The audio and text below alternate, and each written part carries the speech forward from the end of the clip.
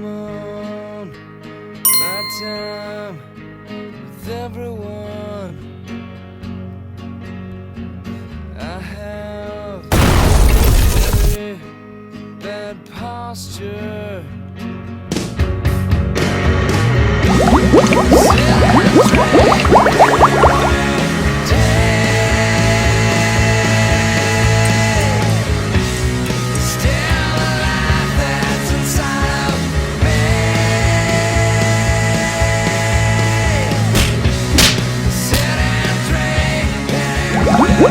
Take